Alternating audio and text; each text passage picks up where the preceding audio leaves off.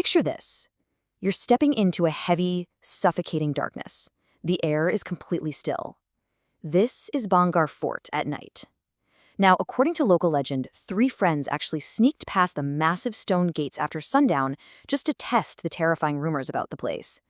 One of them supposedly fell into a dry, pitch-black well. As its panicked friends sped him toward the hospital, their car took a sharp bend and crashed. All 3 died instantly. And if you ask the locals around the fort, they'll tell you straight up, that was absolutely no accident. That was the fort exacting its deadly price. Welcome to our explainer on the reality of India's most haunted fort. Now, what makes a terrifying story like that feel so real to the millions of tourists who visit every single year is what greets you the second you arrive. Planted firmly at the main gate is an official warning board that translates to entry prohibited after sunset. But here's the kicker, guys. This isn't some flimsy, makeshift wooden sign hammered into the dirt by a superstitious villager. This is an official, government-mandated warning issued by the Archaeological Survey of India. It instantly establishes these incredibly high stakes. I mean, it really makes you wonder, right? What exactly is the government trying so hard to keep us away from when the sun goes down? Okay, let's dive into this and grasp the sheer scale of what we're actually dealing with here. Bhangarh, built way back in 1573, wasn't just some small, isolated military outpost. It was a thriving, massive, bustling city nestled right in the Aravalli Hills. At its absolute peak, wrap your head around this, it contained over 9,000 homes. It had a magnificent 7-story royal palace, sprawling markets, pulling in merchants from all over the region, and grand temples. But if you walk through it today, you're going to notice something incredibly eerie. Out of those 9,000 homes, not a single one has a roof. The stone walls are perfectly intact, the streets are neatly laid out, but the roofs, entirely gone. And if you ask anyone in the neighboring villages, they'll swear to you that it's physically impossible to build a roof there. Anytime someone tries, the whole thing immediately collapses. Why? Well, they point to 2 devastating curses.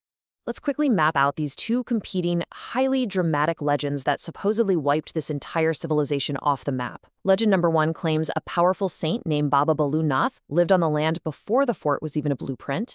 He allowed the construction on one very strict condition. The shadow of the palace must never, ever touch his home. And for generations, the kings respected this, keeping the palace strictly to 4 stories. But, as these stories go, a later ruler got arrogant and built it up to 7 stories. The shadow fell on the saint's home and boom, his blinding rage instantly destroyed the city. But actually, the second legend is even darker. It involves a dark magician named Tantric Sinya who became obsessively infatuated with the famously beautiful Princess Ratnavati.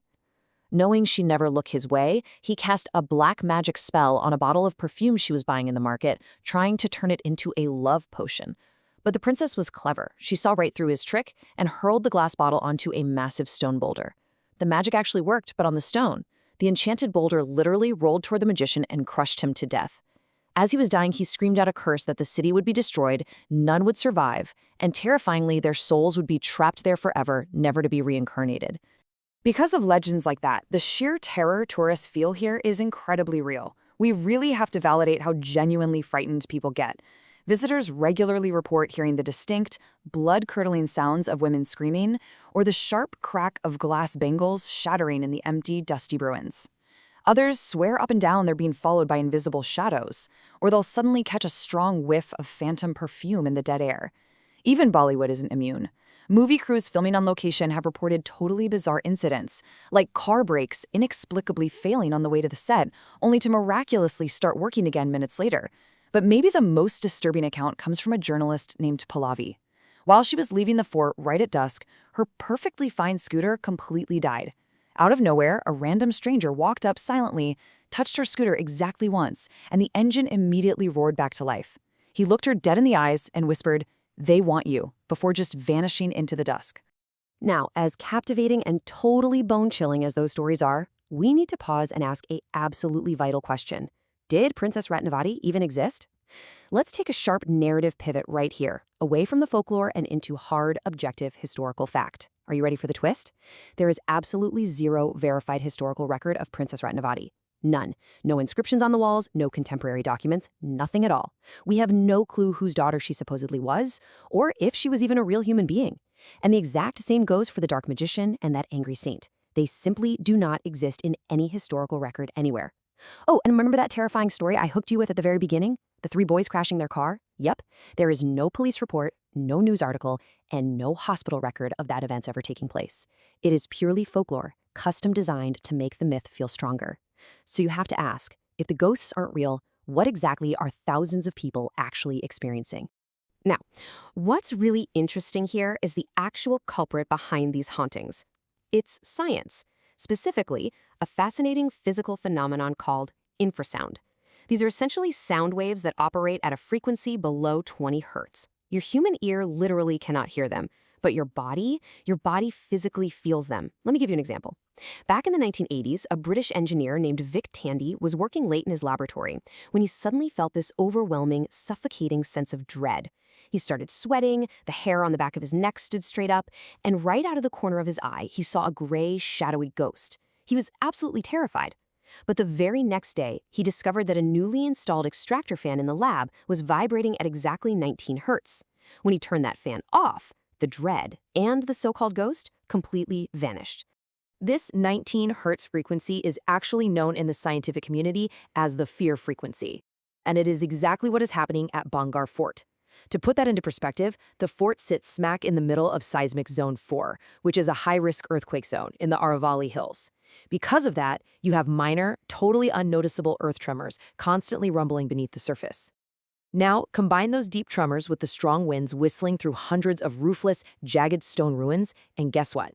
You have inadvertently created a natural, massive infrasound generator. Visitors walking through the gates are literally being bombarded by 19 hertz sound waves.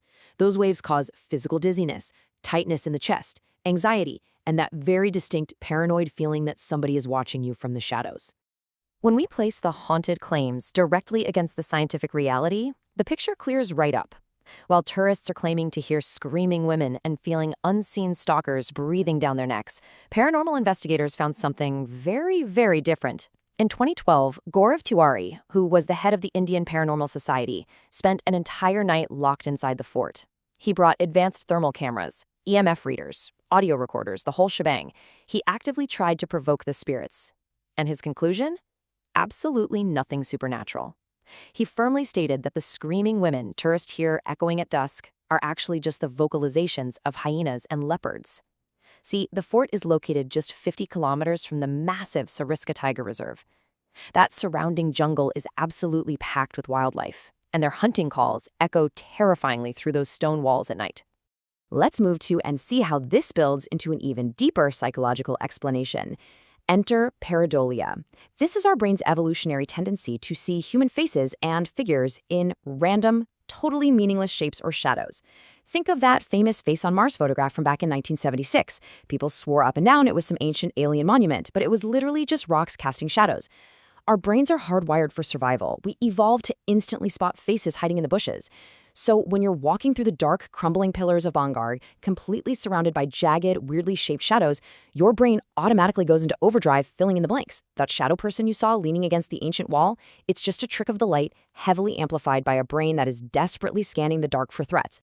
But the absolute final nail in the supernatural coffin comes from an amazing 2008 experiment called the Haunt Project, done by researchers at Goldsmiths University.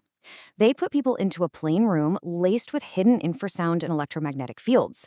Unsurprisingly, people felt sheer terror and the distinct feeling of an unseen presence. But here is the massive shocker. When researchers completely turned the devices off for half the participants, the people in the totally empty, totally silent room reported the exact same levels of terror. Why? One word: suggestibility. Because they were told they might feel something strange before they went in, their brains actually manufactured the fear from scratch. It's the ultimate self-fulfilling prophecy. If you go into Bhangarh Fort fully expecting to see a ghost, your brain is going to make absolutely sure you see one. So the crucial point is this.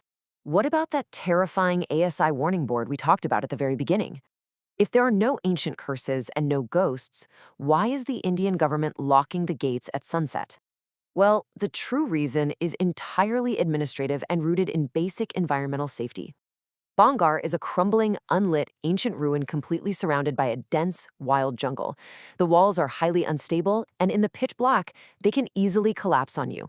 But much more importantly, remember that Sariska Tiger Reserve? Yeah, after sunset, the entire area is frequently visited by Bengal tigers, leopards, and packs of hyenas actively hunting for food. The ASI isn't trying to protect you from the angry ghost of a dark magician. They are literally just trying to keep you from breaking your ankle in the dark and becoming a midnight snack for a leopard. So, if curses and black magic didn't destroy this once magnificent city of 9,000 homes, what actually did? History gives us a much more sobering, frankly tragic answer.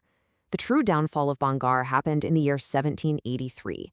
This was the year of the devastating Chalisa famine, which was triggered by massive El Niño drought events sweeping across North India. The region was already struggling with severe water scarcity and political decline after a nearby war in 1720. This climate disaster completely broke them. It became literally impossible to survive there. The population didn't just vanish in a poof of dark magic. They packed up whatever belongings they could physically carry and fled the city in a desperate, sprawling search for food and water. They had no choice but to leave their beautiful homes behind to decay into the roofless ruins we're looking at today. And this brilliantly illustrates a profound truth about human nature, outlining exactly why this myth refuses to die. First off, our brains vastly prefer villains over famines, right? A story about a wicked magician cursing a city gives us a clear narrative. It gives us a bad guy to blame, and it creates a sense of order.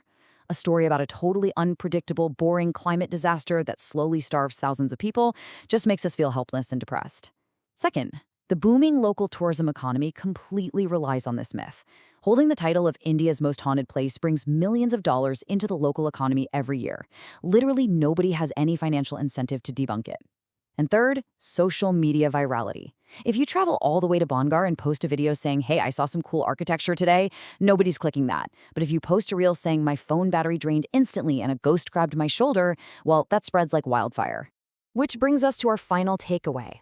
The legendary scientist Marie Curie once said, "Nothing in life is to be feared, it is only to be understood. Now is the time to understand more so that we may fear less." The story of Bhangarh Fort isn't a story about the paranormal. It really isn't. It's a fascinating, complex masterclass in history, climate shifts, human biology, and the sheer power of human psychology. When we finally understand infrasound, pareidolia, and the tragic reality of the 1783 famine, those invisible ghosts just vanish into thin air. And what they leave behind is something much, much more interesting: the actual truth. So the next time you hear a terrifying rumor about a haunted place, I want you to ask yourself, are you really afraid of the dark? Or are you just afraid of what your own mind is projecting into it?